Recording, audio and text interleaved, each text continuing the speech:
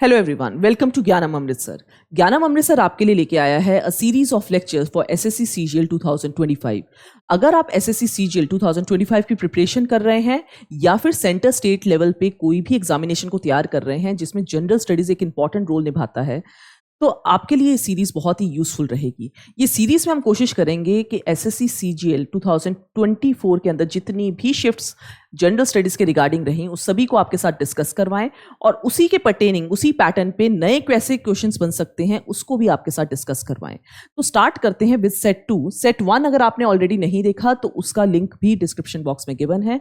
Set 2 का पहला question हम स्टार्ट करते हैं जिसमें वो पूछ रहे हैं which condition also known as icterus causing a yellowing of your skin and whites of your eyes, ये किस डिजीज का एक सिंबॉलिक है? तो येलोइंग ऑफ द स्किन जो है ये एक सिम्टम होता है जो जॉन्डिस में देखा जाता है। अगर आपको इक्टेरिस नाम की डिजीज के बारे में नहीं भी पता तो यहाँ पे एक हिंट भी दिया है क्वेश्चन में, येलोइंग ऑफ योर स्किन, और ये मेजरली सिंबॉलिक है। सिम्टम ये देखा जाता है yellowing of the skin jaundice जैसी कंडीशन में। तो यहाँ पे आपका आंसर जॉन्डिस बनता है। जॉन्डिस के अंदर मेजरली बिलीरुबिन की जो कंटेंट है ब्लड के अंदर वो इंक्रीज हो जाता है जिस वजह से येलिश ऑफ द स्किन देखी जाती है। नेक्स्ट देखते हैं, under the leadership of which of the following revolutionaries was Chittagong armoury raid conducted. तो ये बहुत ही फेमस क्वेश्चन है, बहुत बार एग्जामिनेशन में आता है। 1930 की एक बहुत ही फेमस रेड हुई और सूर्या सेन जो फ्रीडम फाइटर है उनके अंडर ये रेड करी गई थी। और ये मेजरली सूर्या सेन जो है बहुत ही फेमस फ्रीडम फाइटर हैं, इनको मास्टर दा के नाम से भी ये बहुत फेमस है, मास्टर दा। तो कई बार निकनेम्स भी आते हैं, तो सूर्या सेन जी का नाम जो है मास्टर दा कहा जाता है। सूर्या चिटागोंग आर्मरी 1930 की आर्मरी, ये डेट ये ईयर भी बहुत बार आता है और सूर्या सेन के द्वारा ये कंडक्टेड, लीडरशिप सूर्या सेन जी की थी। नेक्स्ट देखते हैं, in which of the following states is Govind ji Nrityanalaya located. तो गोविंद जी नृत्यनालय जो है वो मणिपुर में लोकेटेड है, मणिपुर में इम्फाल में लोकेटेड है। वेरी इंपॉर्टेंट, ये पर्सन भी बहुत फेमस है, गुरु बिपिन सिंह जी जो है उन्होंने ये नृत्यनालय जो है क्रिएट किया और इम्फाल में क्रिएट किया जो कि मणिपुर में है। इन्होंने एक और एकेडमी क्रिएट की है दैट इज मणिपुर नृत्यनालय। तो ये भी इन्होंने गुरु बिपिन सिंह जी ने क्रिएट करी हुई एक फाउंडर वो माने जाते हैं इसके। नेक्स्ट देखते हैं, which of the following celebrations is dedicated to sun god and his wife Usha. Sun god को की ऑनर में कौन सा सेलिब्रेट किया जाता है फेस्टिवल, उसकी बात हो रही है। और यहाँ पे आपका आंसर आएगा छठ पूजा। वेरी फेमस फेस्टिवल जिसमें बहुत सारे 6 डेज का अप्रॉक्सीमेट फेस्टिवल रहता है। यूपी बिहार एरिया में बहुत ही फेमस है ये फेस्टिवल छठ पूजा। और किसके ऑनर में है? ये सन गॉड और उनकी वाइफ उषा के ऑनर में ये फेस्टिवल मनाया जाता है। Very famous festival, UP Bihar Jharkhand areas में वेरी फेमस है। दिवाली के 6 डेज बाद तक इस फेस्टिवल को मनाया जाता है।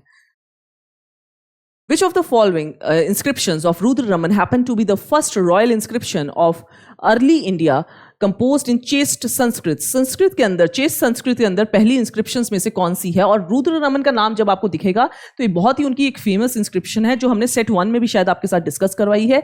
गिरनार इंस्क्रिप्शन यहाँ पे आंसर आ रहा है। 2-3 जगहों पे रुद्र रमन जी की ये इंस्क्रिप्शन का जिक्र है, तो वहां पे इसकी डिटेल्स भी आप देख सकते हैं। नेक्स्ट देखते हैं, the first south campaign of Alauddin Khalji. Alauddin Khalji का साउथ में कैंपेन पहला कौन सा रहा? तो इनमें से अगर आप देखेंगे तो देवागिरी का कैंपेन जो है साउथ का, उनका पहला रहा। अलाउद्दीन खलजी बहुत ही फेमस राजा रहे अपने दिल्ली सल्तनत के सुल्तानों में से, और साउथ में जाने वाले दिल्ली सल्तनत में से पहले राजा रहे। देवागिरी की उनकी पहली एक्सपीडिशन रही। साउथ की उनकी जितनी भी जीत है वो मलिक कफूर उनके जनरल के जो वजह से उनको मानी जाती है हुई। और नॉर्थ की उनकी विक्ट्री जो है वो गुजरात की पहली विक्ट्री रही। ये आपको दोनों चीजें याद रहनी चाहिए। नेक्स्ट देखें, what is the IUPAC name? एक टेक्निकल नेम पूछा गया है टर्शरी ब्यूटाइल अल्कोहल का। ये एक टिपिकल क्वेश्चन है, आप याद कर लें। नेक्स्ट टाइम ऐसा कोई क्वेश्चन आए तो आपने सेम मार्क करना है। यहाँ पे 2 मिथाइल प्रोपेनॉल आप इस प्रकार से याद करेंगे। This is a typical question of chemistry. हो सकता है बहुत से साइंस नॉन साइंस बैकग्राउंड्स को ये मुश्किल लगे, लेकिन ये आपको याद कर लेना। IUPAC name of tertiary butyl alcohol. ये कहाँ पे इस्तेमाल होती है? ये अल्कोहल ये इस्तेमाल होती है for perfumes, removers, paint removers and gasoline में इसका इस्तेमाल होता है। 2 मिथाइल प्रोपेन 2 ऑल, ये आपको याद रखना है। नेक्स्ट देखें, what is the relationship between the interest rate and demand for money? Interest rate जब इंक्रीज होगा तो लोन्स कॉस्टली हो जाएंगे। अगर कोई पर्सन लोन लेने जाएगा तो उसको हायर रेट पे मिलेगा, और अगर उसको हायर रेट पे मिलेगा तो हो सकता है वो कम मनी को डिमांड करे, बिकॉज हायर रेट्स उसको पे करने पड़ेंगे। तो इसलिए डिमांड फॉर मनी जो है वो रिड्यूस हो जाएगी अगर इंटरेस्ट रेट हायर साइड पे चले गए। तो इनवर्स रिलेशनशिप है इन दोनों के बीच में। तो आंसर आपका आना चाहिए इनवर्स रिलेशनशिप। नेक्स्ट देखते हैं, when electricity is pass through water, पानी से अगर इलेक्ट्रिसिटी को पास किया जाए तो ये जो रिएक्शन को डीकंपोजिशन रिएक्शन कहते हैं। कहा जाता है वाटर से अगर इलेक्ट्रिसिटी पास की जाएगी तो हाइड्रोजन और ऑक्सीजन में वो ब्रेक डाउन कर जाएगी। Water will split into hydrogen and oxygen, तो इसको डीकंपोजिशन रिएक्शन कहा जाता है। नेक्स्ट देखें, Which music composer duo was honored with the National Lata Mangeshkar Award 2020? तो ये कौन से म्यूजिक कंपोजर्स को मिला ऐसा कोई भी अवार्ड जो बहुत ही फेमस किसी म्यूजिशियन पे या कोई फेमस पर्सनालिटी के ऊपर बनाओ, तो वो आपको जरूर याद रखने हैं ऐसे अवार्ड्स। तो यहाँ पे आपका आंसर है आनंद मिलिंद जी, इनको मिला था ये अवार्ड। नेक्स्ट देखेंगे, which of the following can be represented as a functional unit of nature? Nature की फंक्शनल यूनिट कौन सी कही जाती है? इकोसिस्टम कहा जाता है, नेचर की फंक्शनल यूनिट है। इकोसिस्टम आगे फर्दर सब डिवाइड हो जाता है biotic and abiotic components के अंदर। बायोटिक होते हैं जिसमें लाइफ होती है, ए बायोटिक जो लाइफ जिसमें नहीं होती, जैसे एनवायरनमेंट, आपका सॉइल है, एटमॉस्फेयर है, उसमें लाइफ नहीं रहती। और बायोटिक तो आपको पता ही है, बायोटिक फर्दर सब डिवाइड हो जाता है और कंपोनेंट्स में, जैसे प्रोड्यूसर्स में, प्रोड्यूसर्स जो अपना फूड खुद बना सकते हैं, कंज्यूमर्स जो प्रोड्यूसर्स पे या फर्दर किसी एनिमल्स के ऊपर डिपेंडेंट होते हैं फूड के लिए, और डीकंपोजर जो डेड डिकेइंग मैटर के ऊपर डिपेंडेंट होते हैं अपने फूड के लिए। तो ये फूड के कैसे वो फूड कंज्यूम करते हैं, कहां से फूड मिलता है, उस बेसिस पे बायोटिक कंपोनेंट्स आगे फर्दर सब डिवाइड हो जाते हैं। नेक्स्ट देखते हैं, in which state of India is kund या tanka used for water harvesting? पानी को सेव करने के लिए कहां पे कुंड या टांका इस्तेमाल होता है? तो ये राजस्थान जगह जो है वहां पे कुंड या टांका इस्तेमाल होता है। द रीजन इज बिकॉज ये अंडरग्राउंड स्टोरेज टैंक की तरह एक्ट करता है। राजस्थान में बहुत हीट है तो वाटर बहुत जल्दी इवेपोरेट होता है, जो एयर है मॉइस्ट नहीं है, बहुत ज्यादा जल्दी जो है वाटर इवेपोरेट हो जाएगा। तो एक उन्होंने अंडरग्राउंड सिस्टम क्रिएट कर रखा है फॉर वाटर हार्वेस्टिंग, कुंड और टांका कहा जाता है उसको। नेक्स्ट देखेंगे, the inaugural match of women premiere league 2023 cricket was played in which of the following venues? तो यहां पे आपका आंसर है मुंबई। अगर कोई इनॉग्रल मैच प्ले हो रहा है तो डेफिनेटली वो इंपॉर्टेंट हो जाता है एग्जामिनेशन पर्पज से। नेक्स्ट देखते हैं, which of the following is not correct about the directive principle of state policy?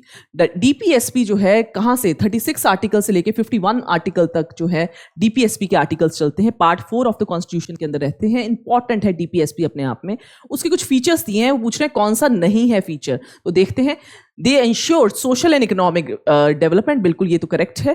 They are justiciable in nature, ये बिल्कुल गलत है। तो यहां पे ही आपका आंसर बन जाता है, बिकॉज उन्होंने नॉट वाला पूछा है, तो they are justiciable in nature गलत बात है। यही मेजर डिफरेंस है between the fundamental rights and DPSP. Fundamental rights जो हैं वो जस्टिशिएबल हैं, डीपीएसपी जस्टिशिएबल नहीं रहते। इसका मतलब है अगर ये वायलेट होते हैं तो कोर्ट में केस नहीं किया जा सकेगा। नेक्स्ट देखते हैं, तो यहां पे आंसर आपका ये है। नेक्स्ट देखते हैं डीपीएसपी की डिटेल्स। डीपीएसपी हमने कहां से अडॉप्ट किया है? आयरलैंड से अडॉप्ट किया है। आयरलैंड ने जो है वो कॉपी किया था फ्रॉम द स्पेन की कॉन्स्टिट्यूशन से। तो अगर आपको आयरलैंड ऑप्शन में ना मिले डीपीएसपी, उन्होंने पूछे कि कहां से सोर्स कहां पे है डीपीएसपी का, तो वैसे तो आयरलैंड से अडॉप्ट किए गए हैं, लेकिन आयरलैंड ऑप्शन में ना दिखे तो स्पेन ऑप्शन में दिखे तो वो भी करेक्ट आपका आंसर रहेगा। नेक्स्ट देखते हैं, at what latitude does the easterly jet stream एक ब्लो करती है इंडिया के पेनिसुलर पार्ट में, साउथ पार्ट में, समर मंथ्स में? तो वो कौन से लैटिट्यूड के ऊपर फ्लो करती है उसका क्वेश्चन है। यहाँ पे 14 डिग्री नॉर्थ पे ये ईस्टर्ली जेट स्ट्रीम जो है ये चलती है। नेक्स्ट देखेंगे, according to census of India 2011 in rural India which state has the maximum female workforce participation rate? तो maximum female workforce participation rate जो है अगर रूरल एरिया की बात करी जाए तो हिमाचल प्रदेश में है। ये ध्यान रखें आप, हिमाचल प्रदेश में रूरल जो है विमेन पार्टिसिपेशन जो वर्कफोर्स में चल रही है वो मैक्सिमम है रूरल एरिया में हिमाचल में, और ओवरऑल चेक की जाए तो तमिलनाडु के अंदर जो है वो हाईएस्ट है। रूरल एरिया की बात की जाए तो हिमाचल में हाईएस्ट है। वैसे देखा जाए ओवरऑल एवरेज के तौर पे तो 25.51% विमेन जो है वो पार्टिसिपेट कर रही हैं वर्कफोर्स के अंदर, और 53% जो है दैट इज मेल जो है पार्टिसिपेशन चल रही है इन द वर्कफोर्स। नेक्स्ट देखेंगे तो आपको सेंसस 2011 का, जब तक नया सेंसस नहीं रिलीज होता तब तक आपको सेंसस 2011 के क्वेश्चंस काफी बार एग्जामिनेशन में देखे गए हैं। आपको जरूर याद रखनी है मेजर चीजें उसके अंदर, जैसे कि state with the highest population, lowest population, state with the highest population density, lowest population density, state with the highest proportion of urban population, highest proportion of the rural population, state with the highest population growth rate, lowest population growth rate, highest SC population, highest ST population, population proportion यहाँ पे percentage wise बता रहे हैं, highest SC population percentage wise and highest ST population percentage wise, highest sex ratio, lowest sex ratio. ये आपको सारी states पता होनी चाहिए कि 2011 के सेंसस के अकॉर्डिंगली कौन सी ये मेजर चीजें जो हैं, जो एग्जामिनेशन में काफी बार आती हैं, उसको आपके लिए जॉट डाउन किया है। जैसे यहाँ पे आपको स्टेट्स याद करनी है, वैसे ही आपको नेक्स्ट पेज पे हमारा यूटीज दी हैं, वो भी आपको जरूर याद रखनी है। ये पीडीएफ आपको डिस्क्रिप्शन बॉक्स में मिल जाएगी, आपको जरूर वहां पे से आप रिवाइज करें अपना टॉपिक।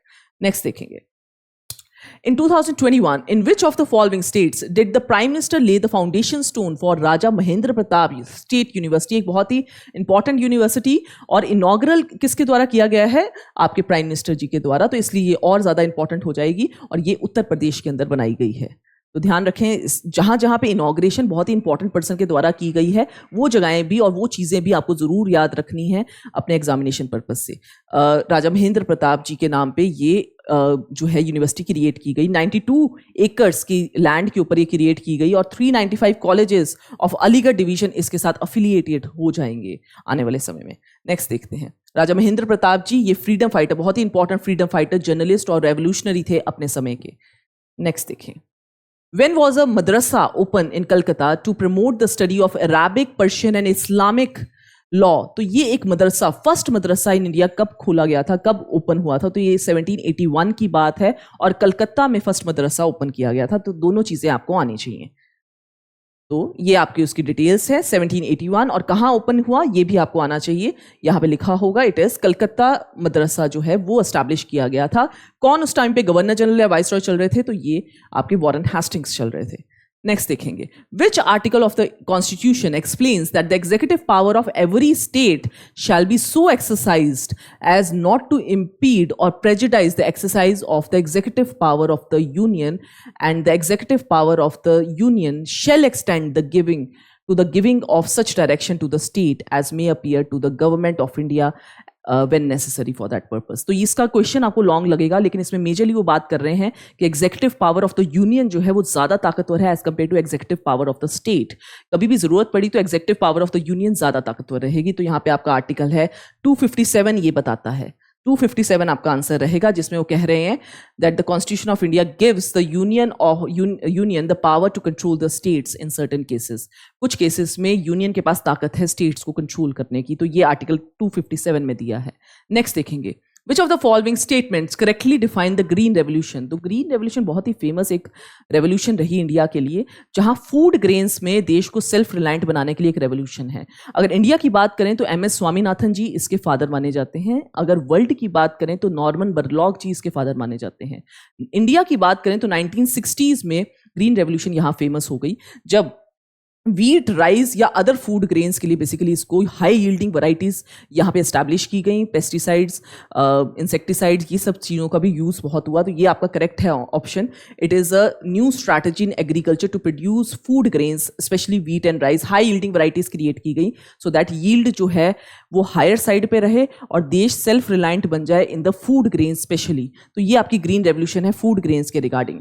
तो यहाँ पे आपकी कुछ और डिटेल्स होंगी ग्रीन रेवोल्यूशन के पर्टेनिंग। जैसे मैक्सिको पहली कंट्री रही जो ग्रीन रेवोल्यूशन को जिसने स्टार्ट करवाया 1940s में, और इंडिया में आते आते 1960s में ये फेमस हुई ग्रीन रेवोल्यूशन। इंडियन फादर हमने ऑलरेडी डिस्कस कर लिए हैं, जो MS स्वामीनाथन जो father of green revolution in India हैं, उनको 2024 के अंदर भारत रत्न से भी सम्मानित किया गया था।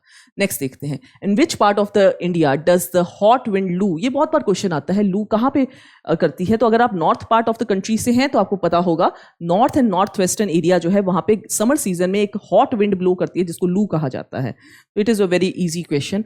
North and north western part जो ये रहेगा, यहां से अगर आप बिलोंग करते हैं तो आप जानते होंगे यहाँ पे समर सीजन में एक बहुत हॉट विंड ब्लो करती है और लू कहा जाता है उसे। नेक्स्ट देखेंगे, the government of which of the following states created a draft policy 2022 for senior citizen on the basis of article 41 which aims to form directorate for the welfare of the senior citizen के लिए एक state ने एक act पास किया, policy पास की, draft policy उनके welfare के लिए। तो किसने की? तो ये आपका क्वेश्चन आपको ध्यान रखना है, इट इज तमिलनाडु। तमिलनाडु ने इस पॉलिसी को ड्राफ्ट पॉलिसी क्रिएट की for the senior citizens. Next देखेंगे, when was the high court and the supreme court जजेस अमेंडमेंट बिल 2021 इंट्रोड्यूस? तो आपको मुश्किल लगेगा पर आपको डेट याद रखनी है। अगर आपके 2024 के अंदर या 25 के अंदर, अपकमिंग जो ये हमारा साल चल रहा है, इसके अंदर कोई इंपॉर्टेंट अमेंडमेंट पास हो गई है तो उसका डे के साथ आपको उसको याद रखना है। तो यहाँ पे आपका आंसर है 30 नवंबर 2021। थोड़ा सा मुश्किल आपको क्वेश्चन लगेगा क्योंकि यहाँ पे सितंबर की भी कुछ डेट्स हैं, मार्च की भी कुछ डेट्स हैं, अप्रैल की भी हैं। तो आपको ध्यान रखना है डेट के साथ, अगर कोई अमेंडमेंट पास हो रही है तो डेट के साथ आप उसको याद करेंगे। ये आपका होमवर्क रहेगा। नेक्स्ट देखें, at which Olympics did Gagan Narang win a bronze medal? Gagan Narang ji ने अपना ब्रॉन्ज मेडल जो जीता ओलंपिक्स के अंदर, दैट इज लंदन 2012। तो ये इंपॉर्टेंट है। नेक्स्ट देखते हैं। ठीक है जी, आज हमारे 25 क्वेश्चंस जो सेट 2 के थे वो आज हमने कंप्लीट किए हैं। हम कोशिश करेंगे कि 36 सारे सेट्स जो आपके CGL 2024 के रहे वो सारे आपके साथ कंप्लीट कराएं और कोशिश करें कि आपको बताते रहें कि किस प्रकार से 2025 में और क्वेश्चंस आ सकते हैं। आप जब भी करंट अफेयर्स भी पढ़ें तो आप डेफिनेटली ये सीरीज़ को चेक करें ताकि आपको पता लगे कि करंट अफेयर्स में भी आपको किस तरह से पर्टिकुलरली चीज़ों को याद करना है। Thank you very much.